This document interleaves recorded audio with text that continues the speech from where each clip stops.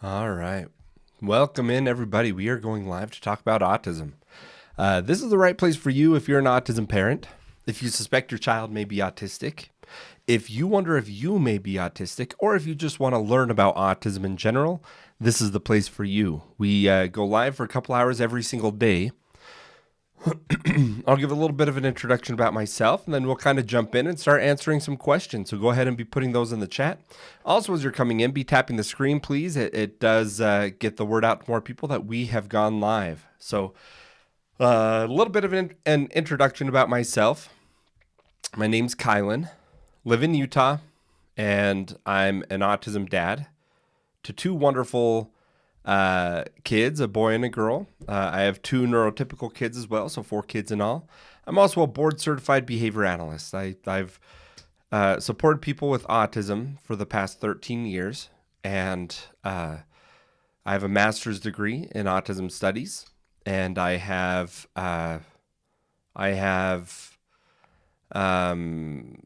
run a company in the state of Utah that provides services to people with autism. So come on in, put the questions in the chat. We're going to go ahead and answer those. Thank you all for being in here. I see y'all coming in. Where are y'all from? Why don't you guys go ahead and introduce yourself? I introduced myself. What state are you guys in? Or country? Go ahead and put it in the chat. Let me know. Where are you guys from?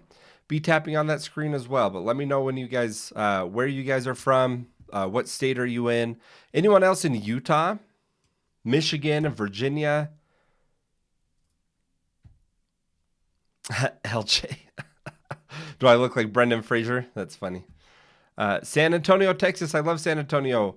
Hey, Kilgore, you're in Utah. Welcome, welcome. Glad you're here. What part of Utah are you in? Denver, Colorado, Virginia. How can you explain SIB? I got to be really careful talking about that one on TikTok, actually. But that is a common concern with people with autism is the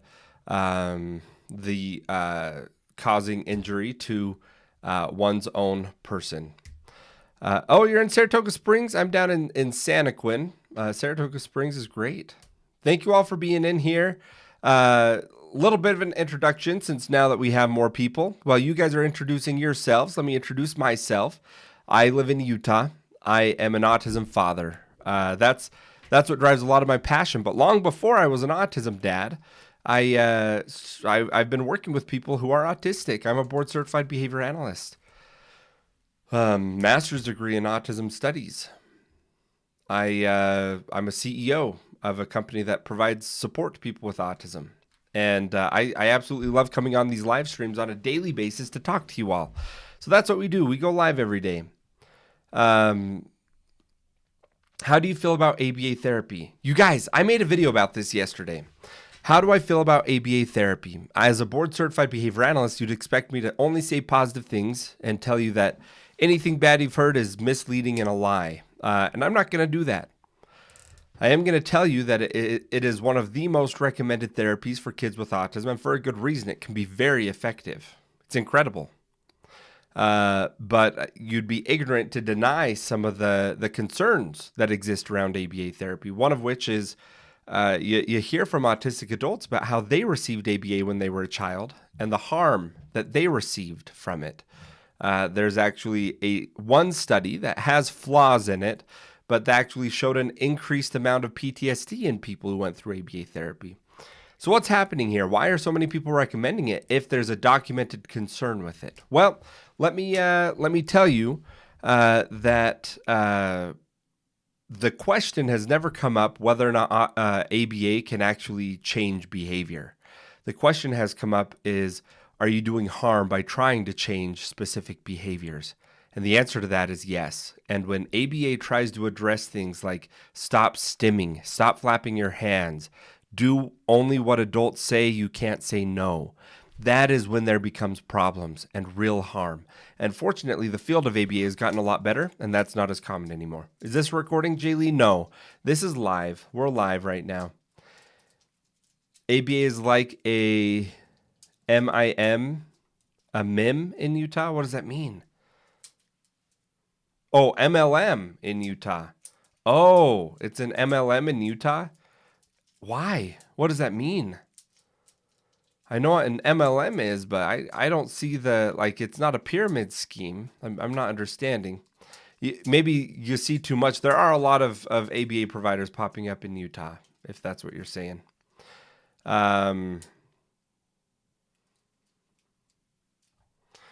All right, you guys, I really want to get to all the questions. I do know that a lot of questions come in that I do end up missing. So go ahead and pop on over to the YT platform.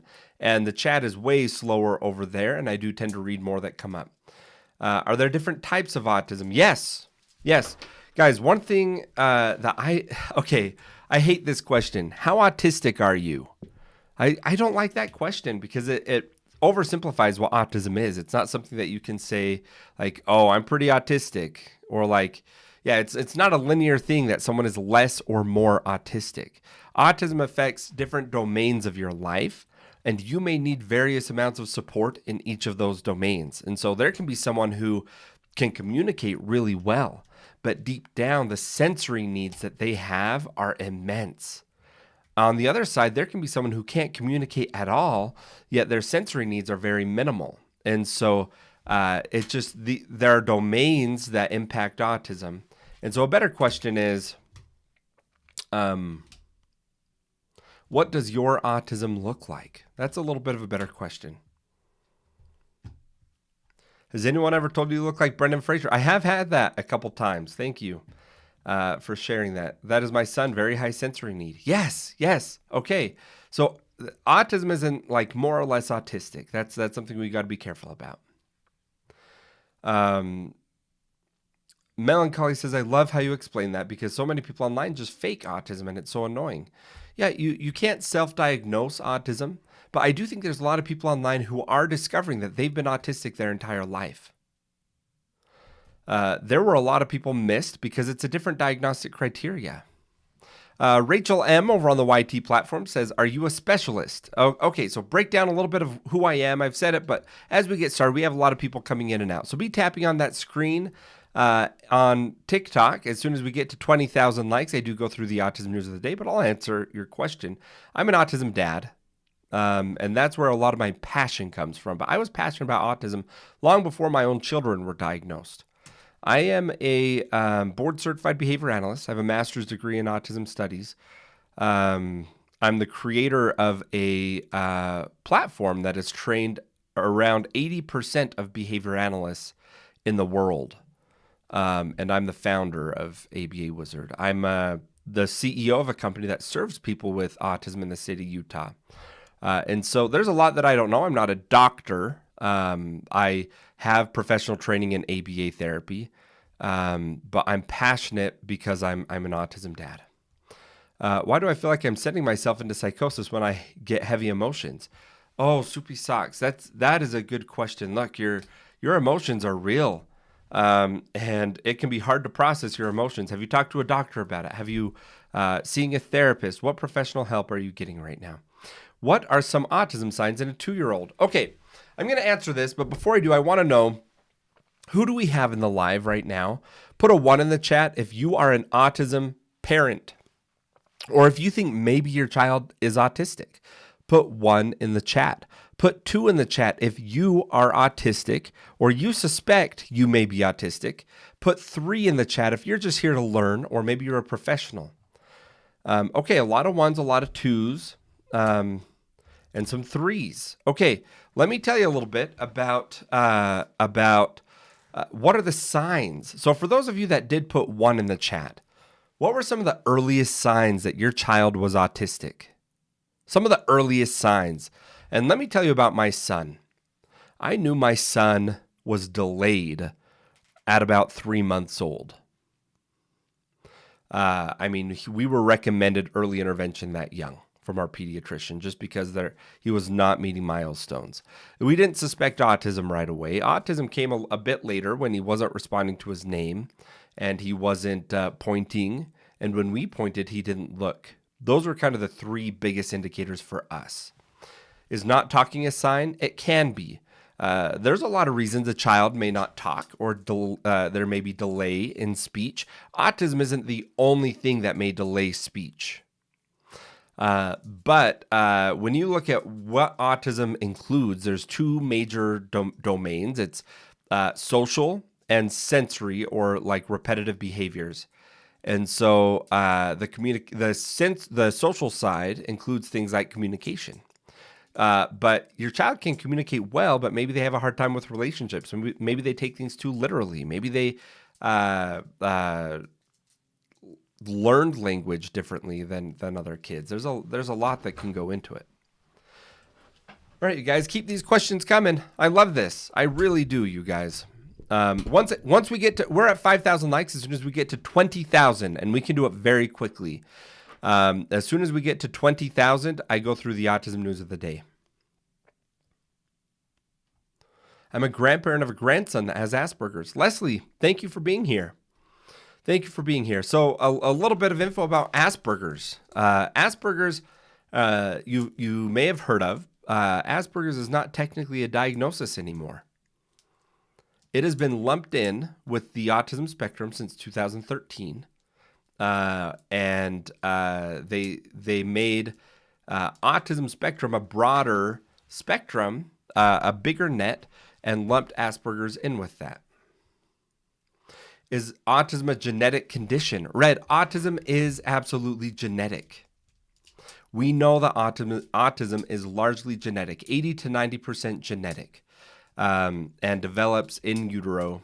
And there are some environmental factors that can increase the likelihood of how those genetics play out. But all of that occurs, as far as the research we have, during pregnancy.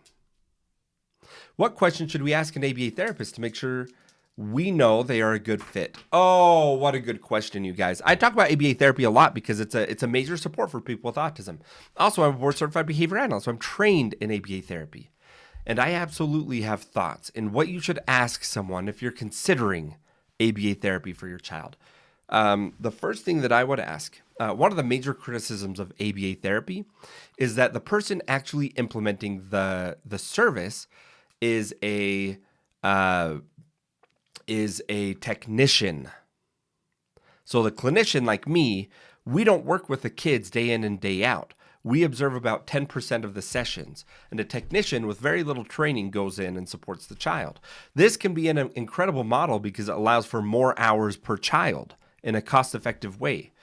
However, what that means is the technicians might not be trained very well. And so the number one thing I would have you ask is, tell me about how you train your technicians. How do you support your technicians? What percentage of the supervision that your behavior analyst does? Whoa, thank you, sweet Lily Moon. I appreciate that little crown. What percentage of sessions are done through telehealth? That's another thing that I would ask, because I want BCBAs in person as much as possible. It's my opinion. Okay, you guys, keep these questions coming, please. Can you visibly see if a child has autism? No. There's no autism look. Now you can tell if you guys are in the autism world. You probably saw that Autism Barbie was just released this year, and they tried to make her look autistic, but not through like facial structures or differences in biology or what the actual Barbie looks like, but with the accessories. And so headphones, that can be a common stereotype visual appearance of autism, is having noise-canceling headphones that make the world feel more quiet. She has an AAC device, so she's holding an iPad. Now, a lot of people think, oh, like kids with autism love iPads, and many do. But what that's supposed to portray is a communication device. So an iPad quite often is how kids with autism can communicate. And then I think she's also holding like a fidget spinner or something like that. So yeah, it's not a look, but there are kind of trends. All right, you guys. Hey, who here is new? We're at 19,000 likes already. We're at 20,000 likes in the first 14 minutes. This is wild, you guys. Holy cow. Do we have new people in here that are just seeing me for the first time on your For You page? Okay, we do have some new people. If I just came across your For You page today, put FYP in the chat.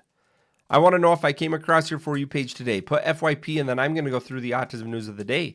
It's pretty quick, the autism news of the day, but I do like to get through this. Okay, we have a lot of people that I came across their For You page. Okay, so the autism news of the day, you guys. There is so much research going on in autism right now. And make sure you're following me because I go through autism news, and a lot of that is new research coming up. I saw people asking about leucovorin, but there is a new drug that is considering being repurposed to support people with autism. This is fascinating, you guys. And to give you some context, in medicine, repurposing drugs is very common. And I can't say that word on TikTok. I'm so sorry. I apologize to the TikTok world. I said the D word. All right. But what we do know is that they approved, there are so many examples of times where the medical world has repurposed medicine. And what does that mean? Well, if you think of, the medicine called sildenafil. Let me know if you know what that is. I'm not going to spoil it. But sildenafil was developed for chest pain and heart disease. But that's not what it's used for today. Who knows what this is? It's Viagra. Did you know that Viagra was originally developed for chest pain and heart disease? And now it's used for erectile dysfunction, of course, and the most popular drug for erectile dysfunction. And so it was being researched for one thing, and then they found something else that it can be used for. That also happened with minoxidil or Rogaine. It was developed for high blood pressure and then found that it can help men regrow hair. It's happening right now with Ozempic, that it was developed for type 2 diabetes, but found that it's incredibly effective for weight management. And there is something going on right now in the autism world that's being researched. That there's a medicine called, and this just barely came out, you guys. This is a study from Yale. This is not leucovorin that we're talking about, but Yale University, a research study at Yale University has identified a low-cost prescription drug already on the market that could ease symptoms of ASD for some people. And if you're thinking leucovorin, you'd be wrong. And so in this study, what they actually looked at 774 medications that are already FDA approved, but not for autism. And then they studied the outcomes of this in fish that show signs of autism. And they've done this before. It's a fish that shares 70% DNA with humans. Holy cow. Sweet Lily Moon, thank you so much for the sunglasses. And they found that it can affect a large number of people with autism in theory. And it's at very early stages. It showed to be effective with fish, and now they're looking at expanding this to human studies, human trials. Very fascinating, you guys. You got to love how science and medicine works. Okay, let's go ahead and continue on. Is not sending my level 1 to ABA going to damage her future? Cassandra, not everybody needs ABA. There may be other things that she needs. What are her current struggles? What are you trying to work on, to build? How do you need to support her? Every child is different, and not everyone needs ABA. Not everyone needs speech therapy. Not everyone needs occupational therapy. But getting a thorough evaluation done, if you've gone to the psychologist and gotten clarity and follow some of those recommendations, I do recommend. Oh, what's the medicine's name? Oh, sorry, I didn't even tell you guys the medicine's name. It is called, I hadn't heard of this before.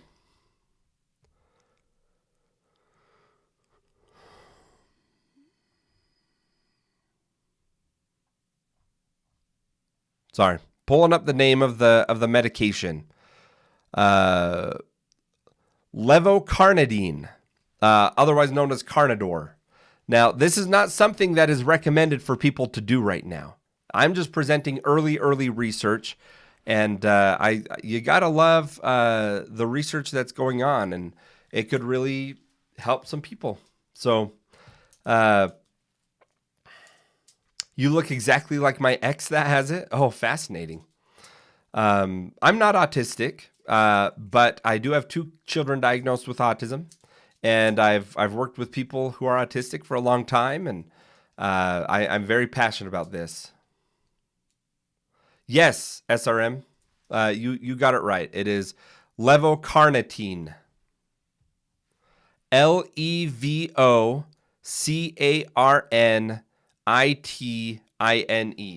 Levocarnitine. It's not something to do with your kid right now, but it is something to keep your eye on with some studies that are coming out. Thank you, SRM. Thank you. Can ADHD symptoms show up aggressively all of a sudden? My son's 10 with moderate ASD.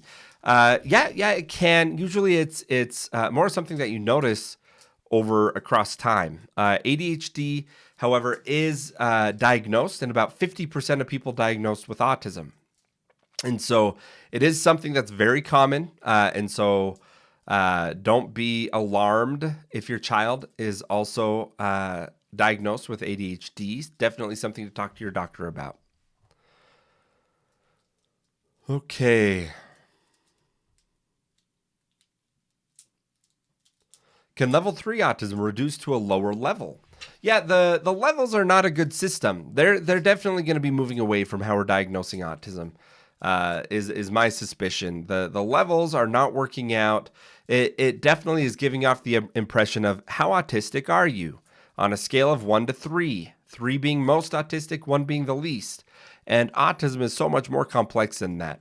There's also concern that the levels are not actually consistently delivered. They're a snapshot in time of currently at this time, when you're getting this evaluation, what level of support need do you have? And there's not a standardized test to measure that. And so every psychologist kind of does it differently. All right, you guys, do we have anyone who suspects that they're autistic or that they found that they're autistic later in life? Put me in the chat if that describes you.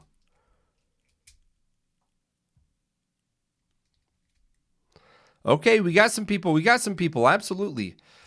Look, guys, why is this happening? Why are there so many adults right now being diagnosed? What do you think?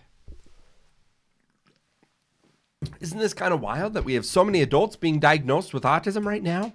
What is going on? Trauma. No, autism actually cannot be caused by trauma because to qualify for autism, it has to have taken place since birth or very shortly after being born, very young. This isn't something that can be diagnosed as a result of trauma. So let me tell you why. And let me ask you guys this: do you think that there's an epidemic of autism? Put yes or no in the chat. Do we have an epidemic of autism right now? Do you think it can be from the shots that are given at birth? No, it's not from vaccines. Okay, so when we ask, is this an epidemic? A lot of yeses and a lot of nos. Let me tell you what's going on here. Let me tell you a little bit. In the year 2000, do you know how common autism was in the year 2000? How many people were diagnosed with autism in the year 2000? About 1 in 150 people were diagnosed with autism. 1 in 150. Do you know what that statistic looks like today? Today, 1 in 31. 1 in 31 kids are diagnosed with autism. So today, there's 5 times as many people diagnosed with autism as there were back in the year 2000. So why? Is it the vaccines? A lot of people hear this increase and say, hey, more people are getting vaccinated today. And so it correlates with more autism, but that's not it. That's definitely not it. That's been studied and not found to even be a correlating factor. So what is it? Why are there so many people? Well, let me tell you, autism changed definitions in 2013. So this metric that we're comparing, and what you'll hear from 1 in 150 has gone up to 1 in 31, is very misleading. Because in the year 2000, we were only diagnosing those most profoundly impacted by autism. It wasn't a broad spectrum that we were able to be diagnosing. And so this thought that there's this massive epidemic, well, that's like saying, guys, let me put this into a comparison that helps us make sense. Imagine that we only diagnose someone with diabetes if they were in a diabetic coma. Do you think if we expanded that to include everyone with diabetes, that there'd be more people diagnosed? Absolutely. That's what was going on here. Back in the year 2000, we were only diagnosing those most profoundly impacted, those that most clearly appeared to be impacted by autism. And as that has expanded, not only did we literally change the definition of autism to include a broader net, but now there is so much more screening that happens. Pediatricians screen at 18 months and 24 months. They didn't do that back in the year 2000.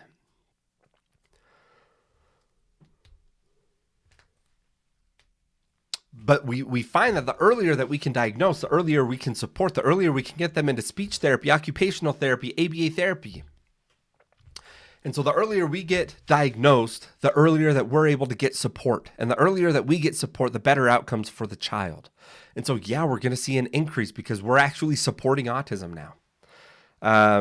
Interestingly, though, only 1 in 20 boys are diagnosed with autism. But 1 in 70 girls. Boys are 3 times more likely to be diagnosed with autism.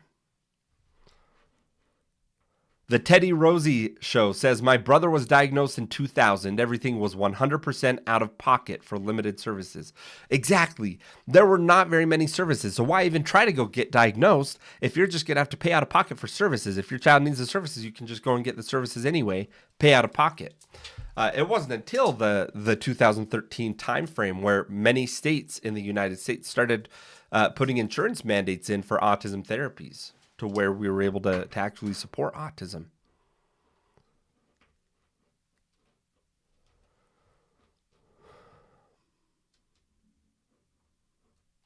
"60 says, whatever it is, I just want to know how to take care of myself better and not be so chaotic. That's why people are getting diagnosed today.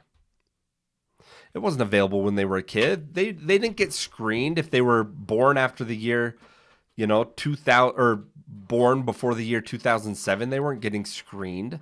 And so, a lot of people got missed. And now that you can go and get diagnosed,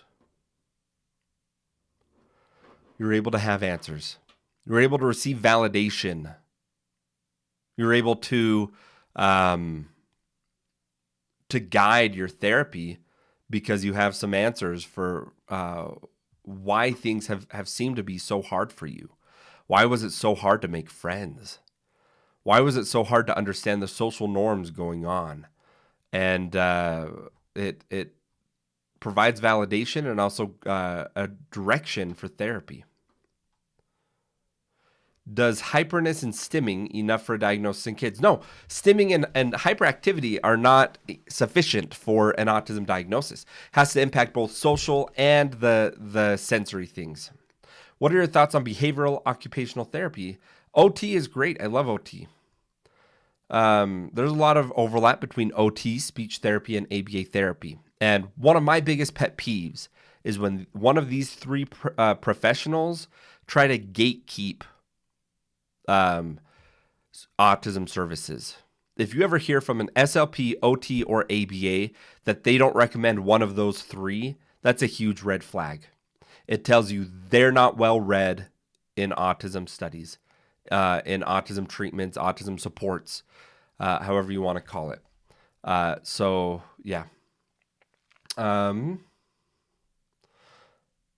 I'm socially awkward and I don't like the feeling of cardboard or pencils, certain smells or locks. Okay. Allie, guys, one thing I haven't mentioned yet is that if you think you're autistic, one of the first things to do is take an autism screener test.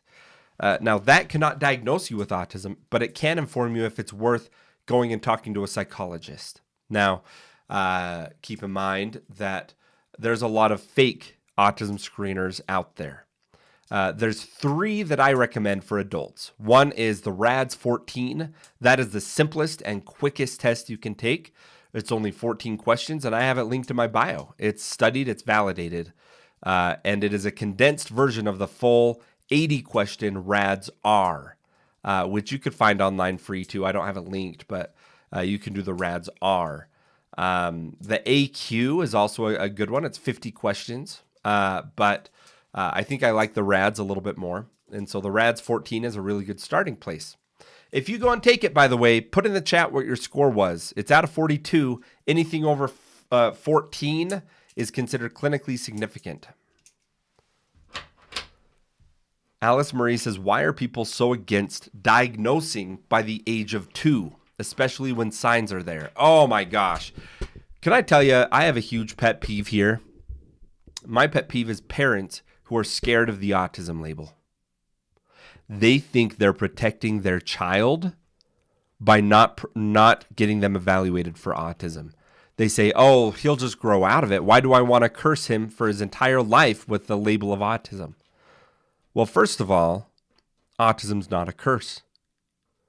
It's not something to be scared of.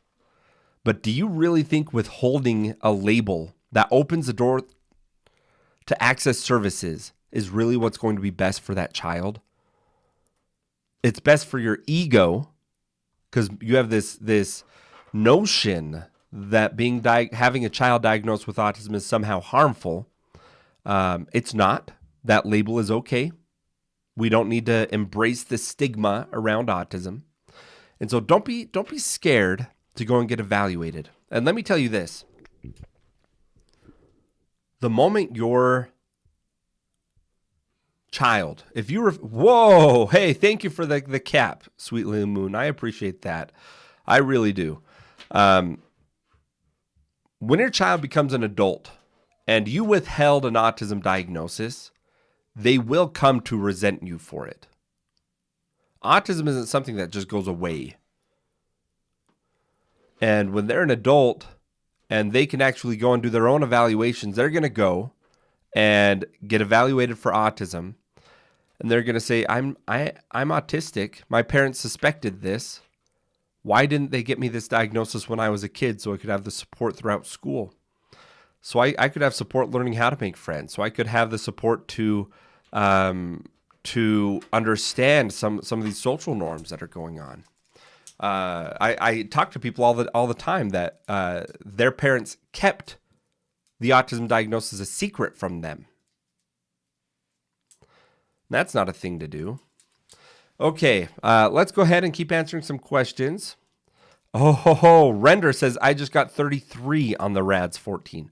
That is clinically significant. Anything over 14 is clinically significant. Now, that doesn't mean that you can say you're autistic, but what it can say is like, hey, it's worth talking to a psychologist about this. You can send them the score that you got, and you can say, hey, I think I may be autistic.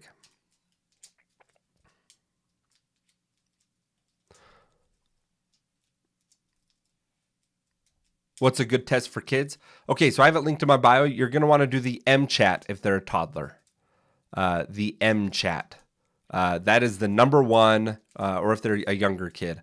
That's the number one used by pediatricians. I have that one linked to my bio as well.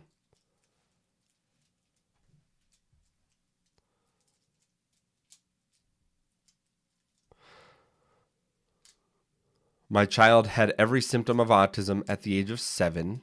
Before that, it didn't show. Oh, interesting. Yeah. Fascinating, you guys. So when we talk about regression with autism, there's some actually really interesting studies out there about regression. When you do retroactive studies about your kid regressing, then a lot of people point their fingers at something environmental that caused the regression. Maybe a traumatic event, maybe getting vaccinated. However, when you do these same studies and you look at hundreds or thousands, oh, thank you for the balloon crown. That was so cool. When you do studies that are longitudinal, where they're going through life with the kid and looking for signs of neurodivergence and then tracking regression, then what we see is that these kids who regress, they show signs of neurodivergence, but it's subtle and parents don't notice it until regression hits.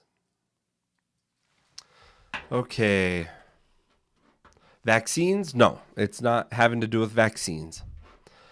Do you have any sensory tips for sensory issues to clothing? Oh my goodness, guys, I can relate to this with my kids. My son, he hates changing his clothes and he hates just the change of the sensory inputs. And so now that it's getting warmer here in Utah, he won't wear shorts. And when we put shorts on, he cries. When we change his clothes in general, he cries for a minute and then he gets used to it. But the transition with clothing can be really rough. What's hard is every kid is different. And if they can't communicate what is exactly bothering them, it's hard to actually figure out what you need to do. You can focus on getting soft clothes, figure out what textures they tend to prefer. You can purchase clothing without tags or remove the tags. A lot of options for you. But make your kid comfortable. This isn't a behavioral thing that you need to tell them to suck it up. This is something that we can accommodate usually.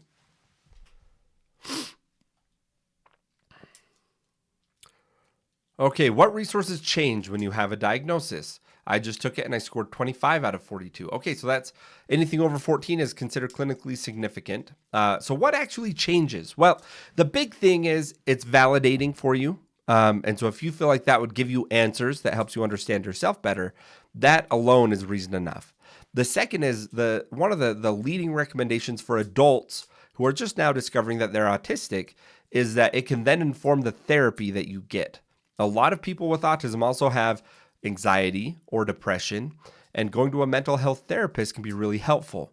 But if you find someone who has specialization in autism, if you know that you're autistic, that can maximize those outcomes. Okay, everybody. I scored a 36 over 42. Jaden, yeah, that's a significant score there, clinically significant.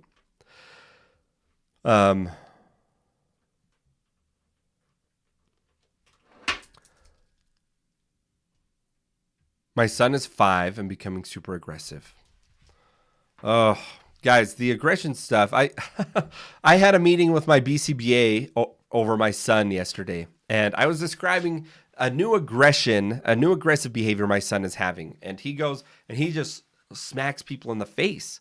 And he's almost 4 years old, and it's so frustrating as a parent of how do I get him to be safe around other kids? And the behavior analysts define the behavior as what was it? Octopus arms. That's so true. He's just kind of like that. And kind of when he's bored, he goes and smacks people in the face. And so here's the thing with addressing any kind of behavior.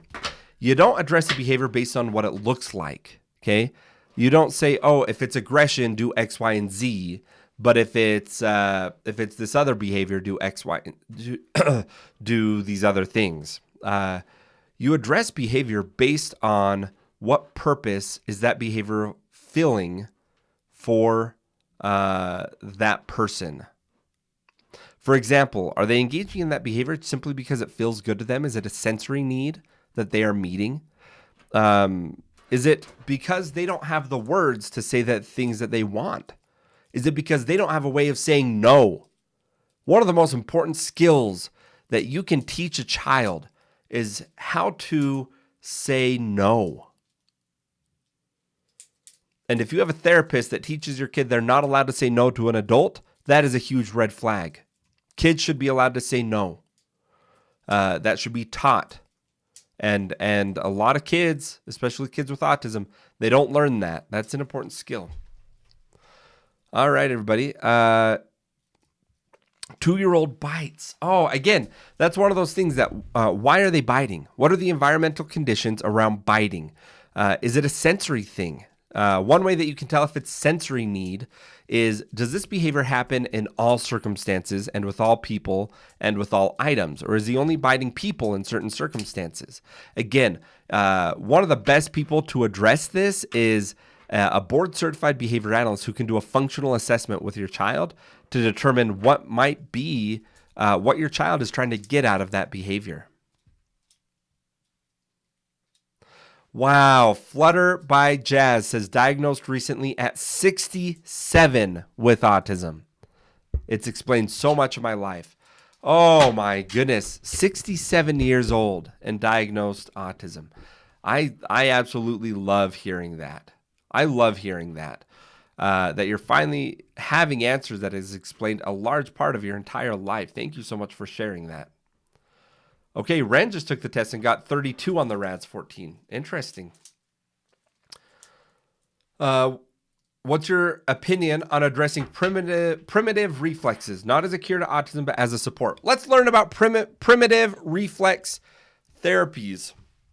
You guys, I want you to know that I know a lot about autism. I know a lot about services. I've heard of this primitive research or primitive reflex stuff, and I'm pretty sure there's not good backing behind it. But before I say that publicly in front of 300 people, what I like to do is I pull up cite.ai. If you guys have ever heard of like chat, if you've used ChatGPT, you know ChatGPT is a yes man. If you say it knows you, it knows your background. If you say something, it's going to spit something out that's not reliable. I like to use cite.ai, and it's not a fun thing to use because it doesn't break down the research in a very easy way to read it. But let's look up describe the treatment of primitive reflexes for autism and the research behind it. So cite.ai pulls from PubMed and all of the research articles that are out there. It'll summarize it in a way that is actually analyzing the data, not what other people are talking about the data, but actually the primary sources of the research. And so I am a very open-minded guy. If there's treatments and therapies that can support, let's just do our due diligence to see if it's actually worth it and recommended.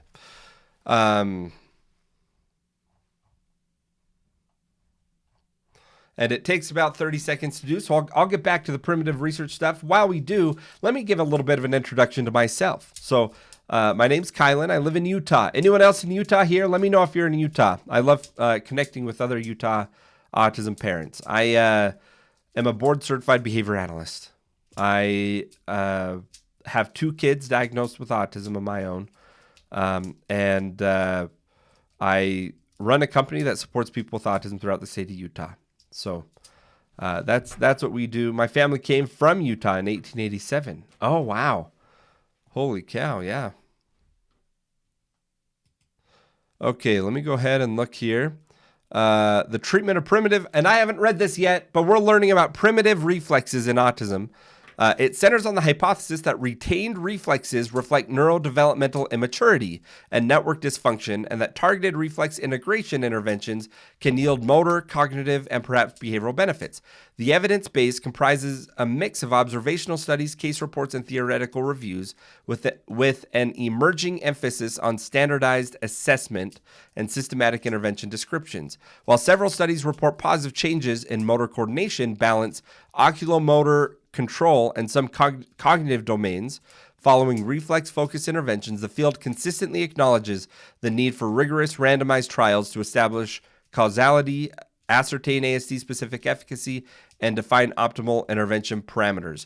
Research should continue to integrate reflex assessment. So it doesn't seem like total pseudoscience, but it looks very early on and not something that's recommended yet for support of autism. None of that, it sounds like it's mixed research. They haven't done randomized clinical trials, and it's not yet a recommended therapy. Okay, you guys, let's go ahead and continue on learning and discussing things. Did you pick your job because of your kid? No, I was a behavior analyst long before my own child was diagnosed with autism. My child was diagnosed with autism 1.5 years ago. I've been working with kids with autism since 2013. In fact, I started my own company supporting people with autism 3 years ago before my own child was diagnosed with autism. And so I've been passionate about this world forever. But when my 2 kids were diagnosed, it made it not just something I'm professionally interested in, but turned it into a passion that has consumed my entire life. I love autism. I love people on the spectrum. I think that the autistic brain and mind is fascinating and beautiful. And the way that I've been able to learn to connect with my own son has been beautiful. He in the past 3 months, we have gone from my son never sitting on my lap before since he was a baby, never choosing independently to sit on my lap, to probably 1 to 2 hours a day, he is snuggling with me.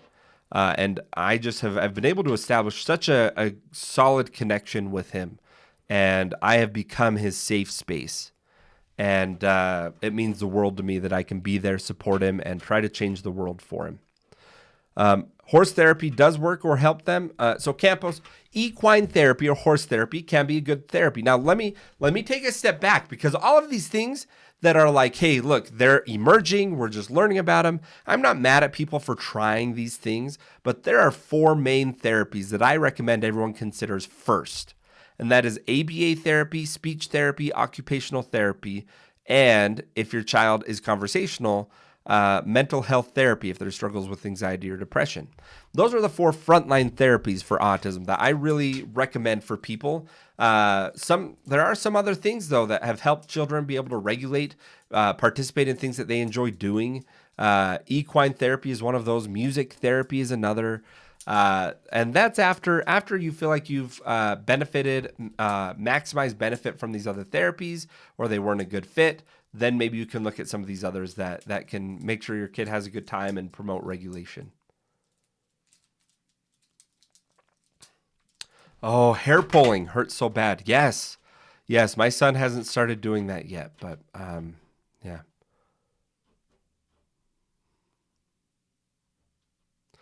Okay, Melissa says, RBT here. Thoughts on controversial things said about ABA? Well, I'm a BCBA, and I got to tell you that ABA has caused harm in people. My 2 kids on the spectrum, they get ABA therapy. So stay tuned. Don't run away from ABA just because I said that. But ABA has caused harm. That's not something that can be questioned.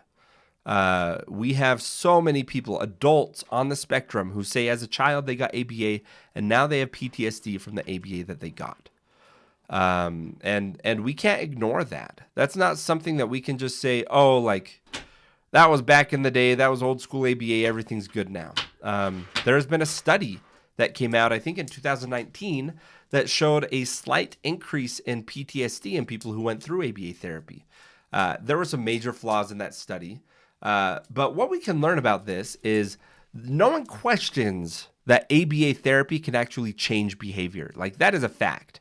There's so much evidence out there that we can learn skills or teach skills. We can grow, we can develop, we can reduce problem behavior. But the question is, should we? And is there harm in addressing and changing that behavior? For example, if a child can regulate their nervous system by flapping their hands, and then we go and we tell them they don't look neurotypical enough, and so we address hand flapping or rocking or spinning when we don't need to, what we're doing is we're taking away a regulating behavior from them, and that can cause harm. The 2 main things that most people agree on that are at the root of causing harm, if ABA does cause harm, is promoting masking, which I have not seen that happen often anymore. That has improved a lot. The other is an overemphasis of compliance and almost telling kids or implying to kids that they can't say no or opt out of therapy and tasks. And so those 2 things are pretty concerning. The other is when it's not developmentally appropriate. You know, teaching a 2-year-old to sit at a desk all day is not necessarily developmentally appropriate. 2-year-olds should be playing, and you can integrate trials and skill building into play. And so it's not a controversial thing. It's not some big cover up or controversy. ABA has caused harm, and ABA has continually, as a field, progressed and tried to improve. And there's still some people out there that don't do ABA very well. And so I think us parents, we kind of got to be mindful of that and make sure we're involved in knowing what goals are they working on, what behaviors are they changing, and should they actually change that behavior. So And I think if you're in the field, you don't have to defend it. ABA is an established science. It's not something that you need to feel like you have to defend or else it'll crumble underneath. Hear people out and say, yeah, it caused you harm. That's terrible. The problem comes when someone says, hey, it caused me harm, therefore this science as a whole is bad, evil, or ineffective. That's not factual. That is a concern. Every ABA clinic has extreme turnover rates with their employees. So the entire industry of working with people with disabilities has really high turnover. RBTs actually turn over far less than direct support professionals. Anyone here ever been a DSP, like worked in a group home with people with disabilities? Put yes or me in the chat if that applies to you. That's one of those jobs with one of the highest turnover rates ever. It is extremely challenging. RBTs tend to turn over a lot less than that, but they're difficult jobs, and it's not that they're cruel to employees. It's that the nature of the job is really challenging. 9.5 years, Jennifer. Wow. Yeah, I was a DSP. I was a DSP before.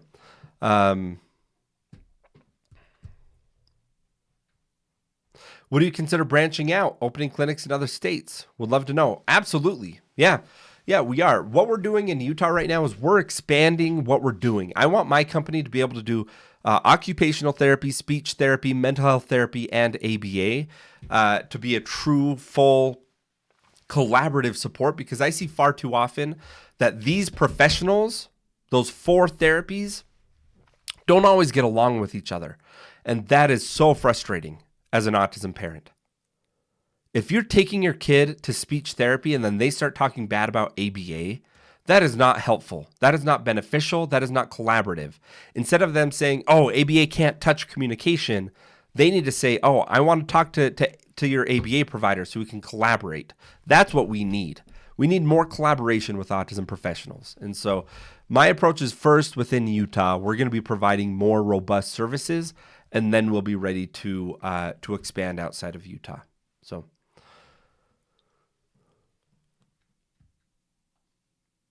What's the science behind why they appear to regress at 2 years old after progressing so much? Wizard, oh my gosh, I love this. There's a very strong theory about this. Oh my gosh, you guys, have you heard about regression before with autism? Put regress in the chat if your child regressed.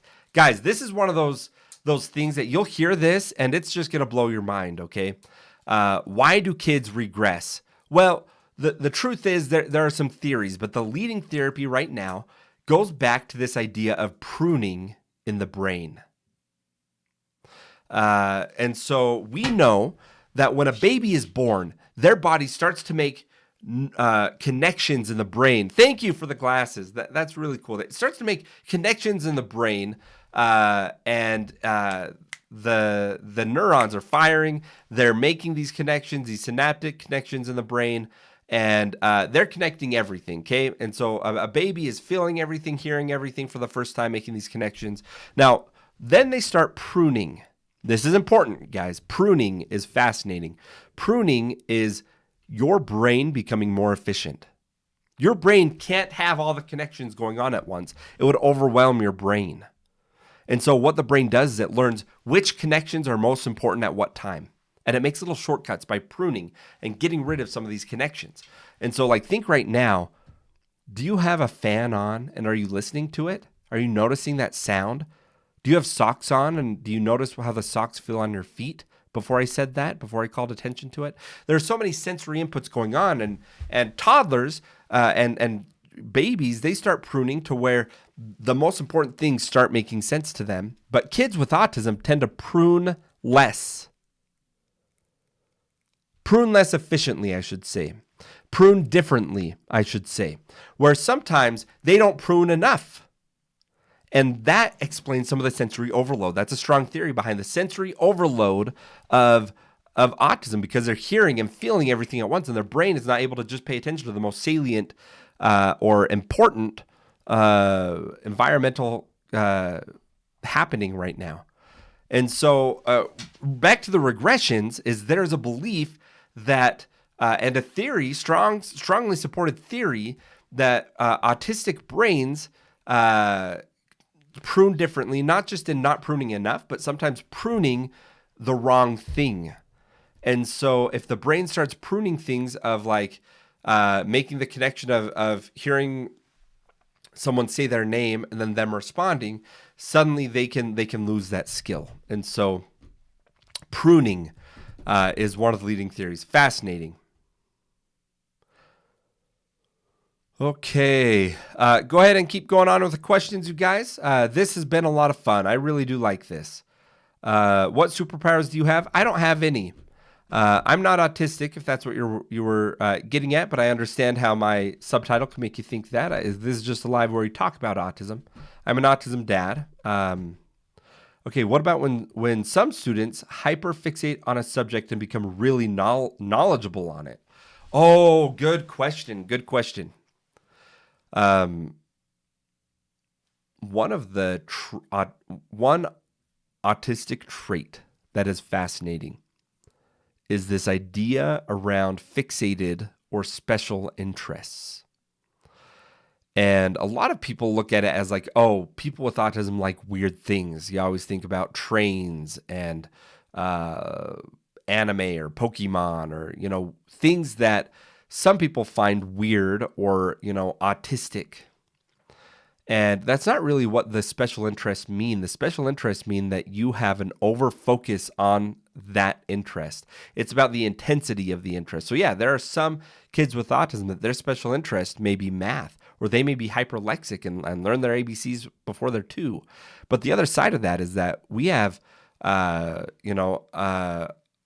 there's some studies that show that autistic girls have special interests as well, but they tend to be more on the side of socially appropriate for their age and gender. And so a girl might be obsessed with horses, and her friends like horses too, but her special interest in horses, she can name every breed of horses. She can describe everything about horses, all the things to know. They know everything. It's not just that they like horses, but it's how deep of an interest that goes.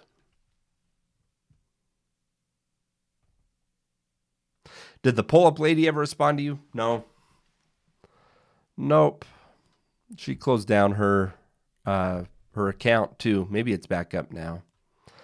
All right, you guys. Just letting you know, we do go live on a daily basis to talk about autism. Usually I bring people up, but me and my family, we're all a little bit sick today.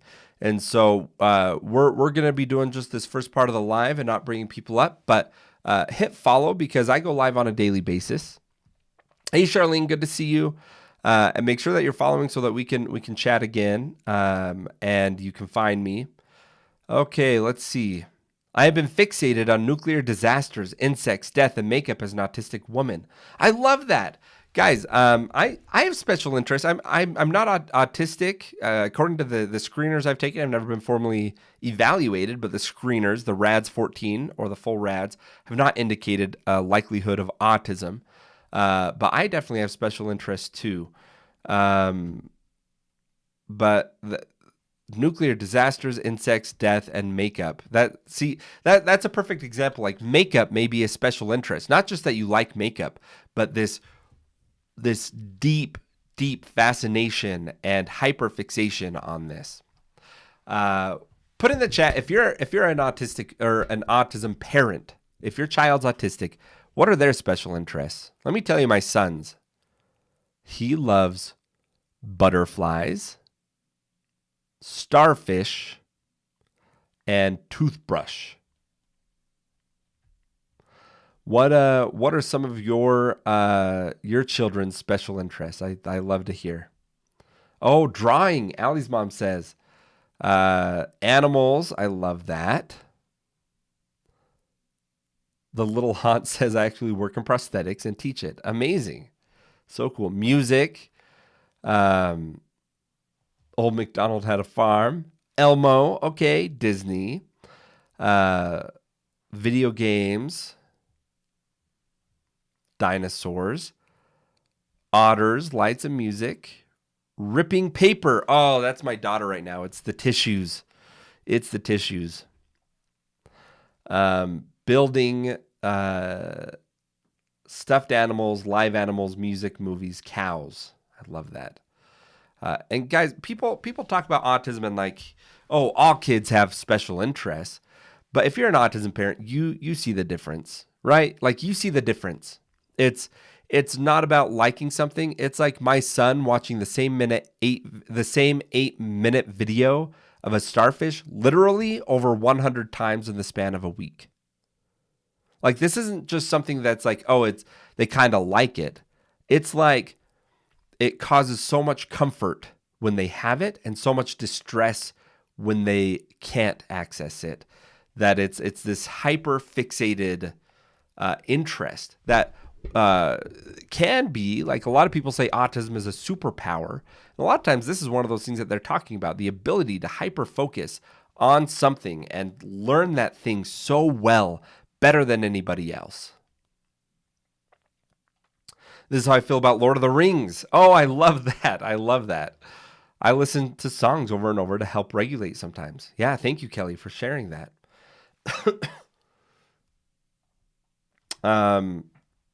Is it possible I have autism if I didn't have the typical symptoms when I was a child? So typical symptoms, you can still have autism, but the symptoms have to be present when you're a child. And so if you had no autism traits as a child, but then you did as an adult, it's not autism. However, you might not recognize that what the traits you were having were actually autism. For example, a lot of kids, especially those level 1, they don't notice their social deficiencies until they hit puberty and some of the societal rules change and they don't change with them. And so, that can absolutely happen, that they're not as apparent, it's not as typical of autism traits until things change in their life and they don't adapt to it.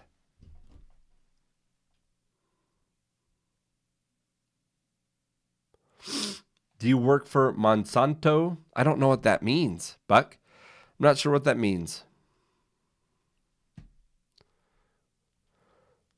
I'm finding out now, late 30s, I just tested and scored high. I was nonverbal as a child. Nobody knew. Kelly Jean, and it wasn't your parents' fault, okay? That's a big misconception.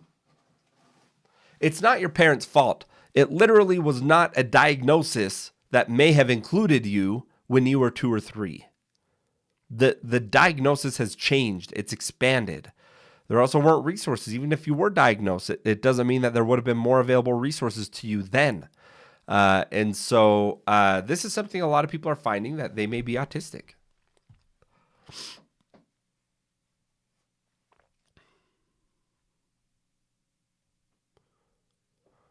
Oh, what is Buck saying?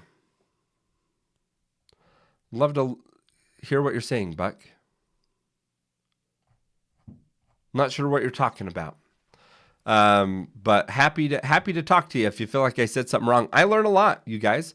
I'm okay to say that I don't know something, but when you talk about special interests, autism tends to be mine. I'm not autistic, but autism is definitely a special interest of mine. What are your thoughts on Savant? I think sometimes it makes us feel like, okay, here's my take on Savant and people who specifically, I'll talk about people who have, special skills and they're autistic. Some people refer to this as twice exceptional, that both they're neurodivergent as well as highly skilled or intelligent in some aspect. And I think sometimes the media has overplayed it.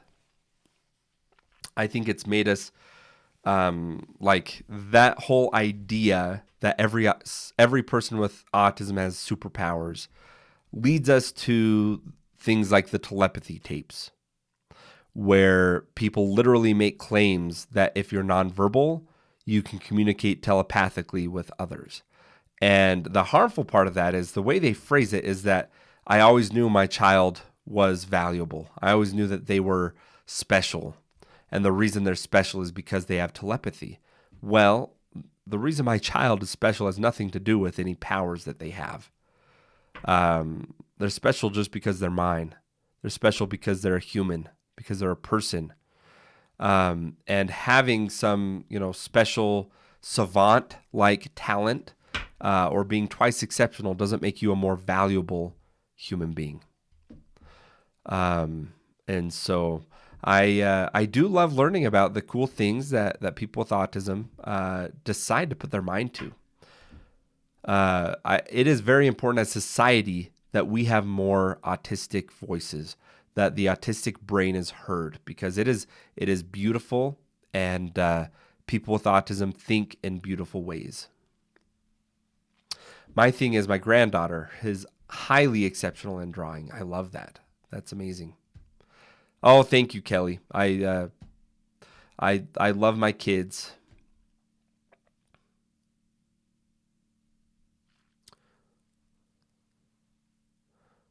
Please tell me about stem cell therapy. Okay, stem cell therapy is not a recommended treatment for autism at this point. For those of you who don't know, stem cell therapy does operate right now. In the United States, you can't get stem cell therapy typically unless you're participating in a clinical trial.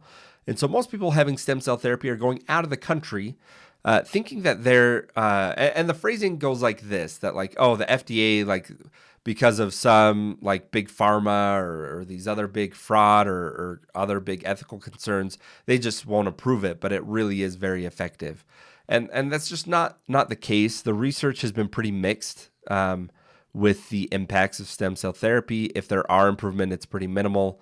And I'm excited. Hopefully there's more research that can maybe show it differently. But right now you're looking at spending probably $15,000 to $20,000 if you're going to try stem cell therapy. Let me ask you guys this. If you had $15,000 or $20,000 right now to help improve the life of your child, what could you spend it on other than like a therapy? What is some way that you could enhance their life and make them happier and safer or more fulfilled? What would you do?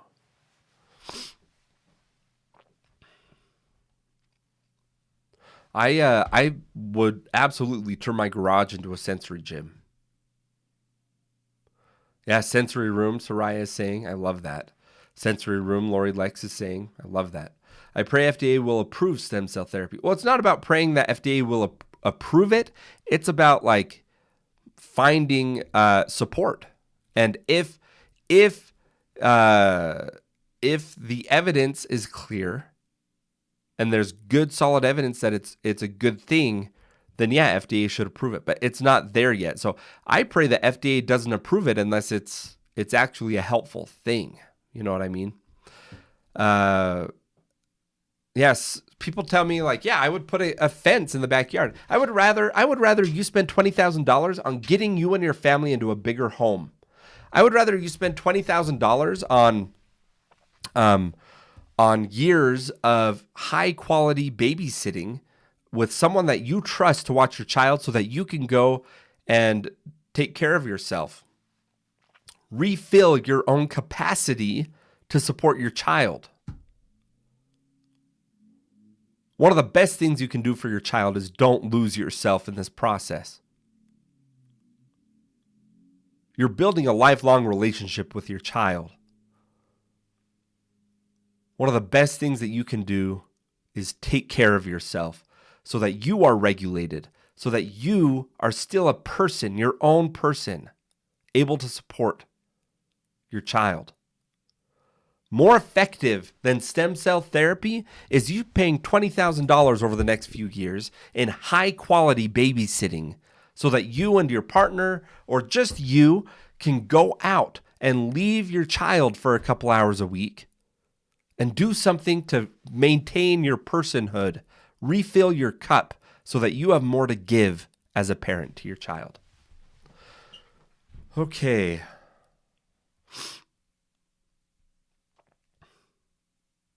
What is Buck 2 saying? Buck 2, I think, is saying some interesting stuff. I'm just not sure. I can't keep up on it.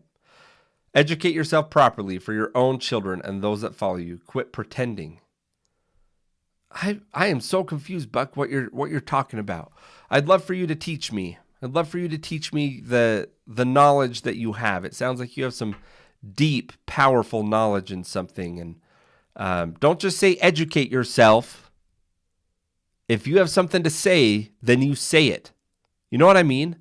That's what really bothers. If people disagree with me, I'm okay with that. But you don't go and you say, hey, you're spreading lies. Be clear here. What are you talking about? Okay. Oh, big pharma and big food are causing it.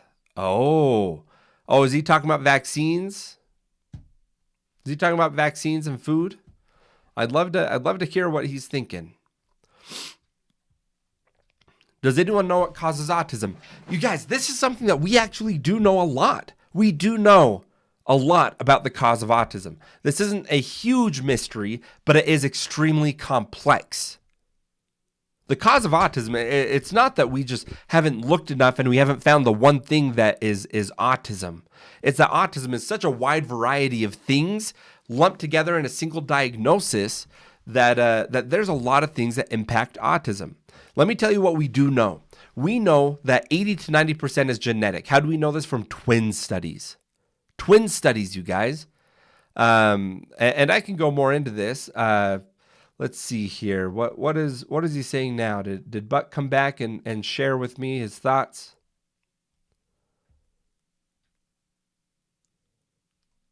Oh, Buck says it's not genetic. Okay, Buck, let me teach you one of the most basic ways that we know that autism is genetic. And Buck, I would love to know the research that disproves what I'm about to say, okay? Because this is one of the simplest ways that I think even you, Buck, are going to be able to grasp and understand and possibly change your mind here. How do we know that autism is genetic? Well, first, look at identical twins. Okay? Look at identical twins. How much DNA do identical twins share? Does anyone know here? Anyone here have twins or is a twin? How much DNA does an identical twin share with their twin?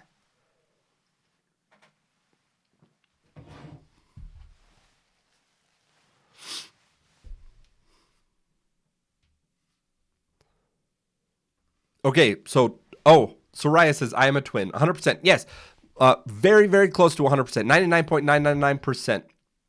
Oh, no. Oh, no, you guys. Buck says, you can teach me nothing. I am a retired hazmat professional that has knowledge of chemicals. You guys, any person who says you can teach me nothing, I'm not even going to talk to you anymore, Buck, because the attitude that you cannot learn a single thing from another human being is wild. I would never say that to you. I would never say that I have zero to learn from you. But I'll still go through this. So identical twins that share nearly 100% DNA, 99.999% usually. Why is it not 100? Well, sometimes genes play out differently in different people, but it's largely 100%, we can say. So when one twin is autistic and they're identical twins, do you know how often their twin is also autistic? It's like almost all the time, up to 90% of the time, that other twin is also autistic. Now, what happens if they are still twins going through life the exact same way, all the same environmental factors, but they're fraternal twins who share only 50% DNA? Well, it plummets. Even though they live the same experience as their twin, only 20% of the time, if one is autistic, the other is also autistic. So that is a very clear indication that when the only thing that's different is the DNA in these twin studies, then the co-occurrence of autism plummets. That by itself can tell you it's largely genetic. And so anyone who says that genetics doesn't play a role at all have not read research on this. Now, there's room for environmental factors, absolutely. We should be looking at environmental factors because 10 to 20% of autism is explained through these genetic or environmental factors. So, but every single one that we have identified.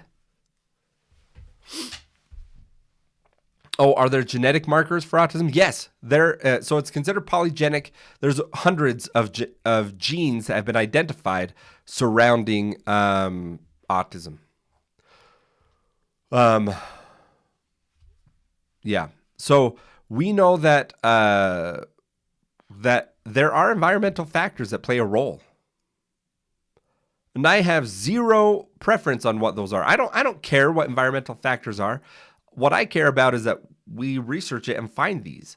And every single one that has been researched and found occurs prenatally or perinatally. What this refers to is the genes play out, or the environmental factors are occurring during pregnancy or at birth. I don't know of any environmental factor that has a strong correlation to autism that occurs after a child is born. There hasn't been any established in the research that I have found. If you have something, send it to me. But I have found things. So the robust evidence that we have of environmental factors that contribute a little bit to autism during pregnancy are things like infections in the mother. There are toxins like pesticides and pollution and wildfire smoke that, when ingested in large amounts during pregnancy, slightly increases the likelihood. Parental age is a big one.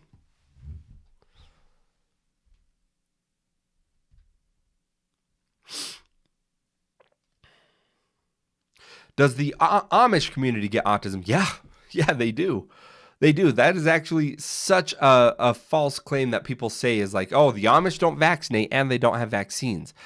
They are diagnosed way less often, just like any mental health condition or any condition at all, because of their access to diagnoses. Also, I would say the Amish lifestyle is highly conducive to supporting an autistic person to succeed, with a lot of manual work, a lot of socially appropriate behavior that is autistic traits. So yeah, it occurs in all cultures around the world. This isn't something just in the US. It's in all countries, all cultures, and there have been a lot of cultures that even changed their vaccine schedules, but didn't see the change in autism rates. So, can sleep deprivation trigger the spectrum in kids? Okay, so it's not triggering the spectrum. I don't like that phrase because it implies more or less autism is entering the body due to it. So it's not making someone more or less autistic to sleep, or it doesn't trigger autism, but sleep is essential for development in any child. And if your child is not sleeping, they're not going to develop properly. If your child is only getting a few hours of sleep, that can absolutely impact your development. I blame the injection. It's interesting to blame something when there's not, and which injection? It's so interesting how many people have that strong opinion when there's zero evidence for it.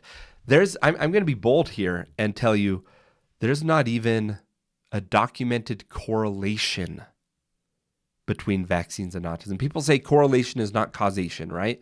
There's levels of scientific understanding. First, we have to describe something. Then you can predict or find a correlation. And then you can identify causation. So there's these levels of scientific understanding. And with autism and vaccines, no study, and the dozens of studies that have been done, have even been able to find a correlation, which is the easier thing to show is correlation. And these studies haven't even been able to show correlation.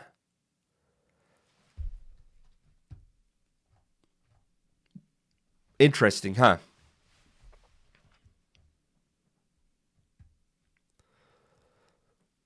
Are there higher rates now because we're able to diagnose it better now? Yeah, there's higher rates now because of one, the diagnosis literally changed. Did you know that how autism is defined today is not how it was defined 15 years ago?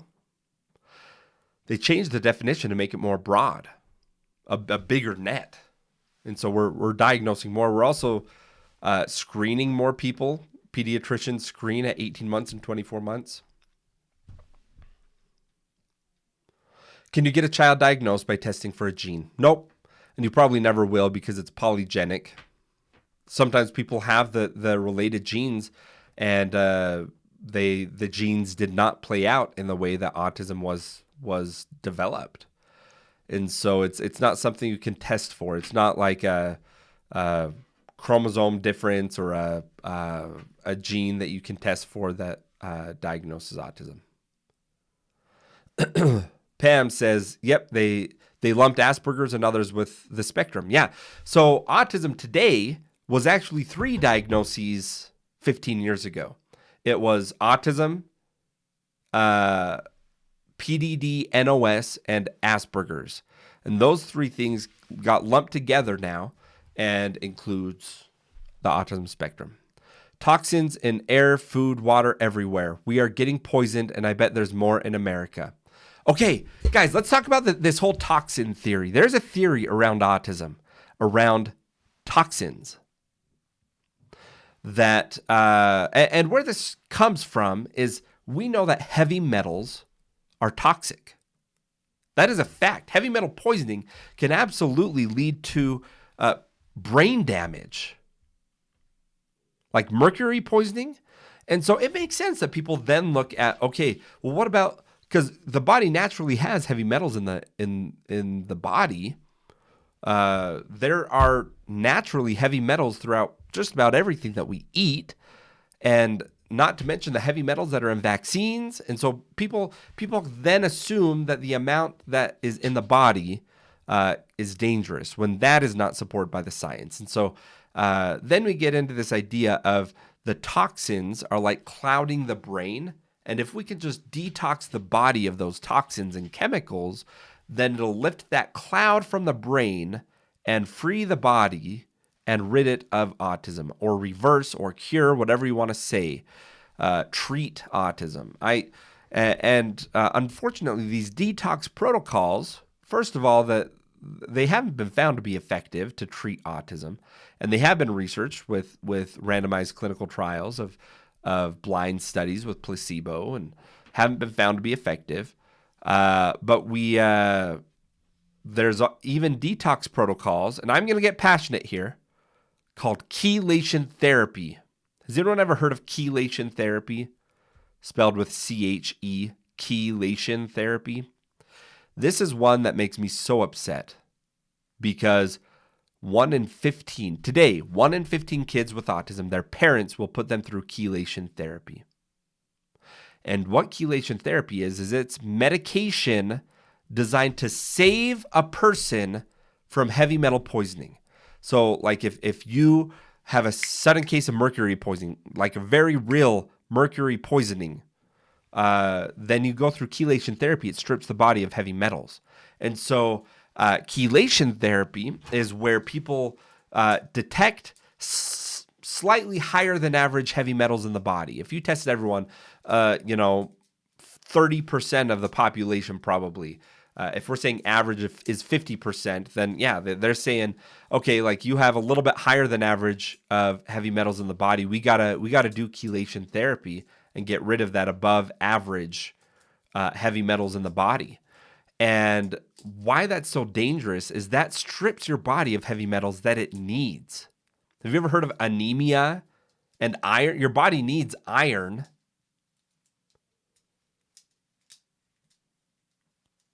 And so chelation therapy is actually hospitalized children. It is unalived children.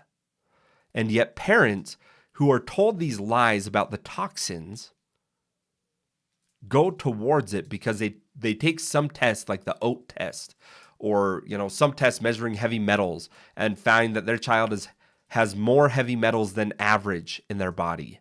And so they feel like they have to go through all these protocols when, yeah, some people have more, some people have less. That's how average works.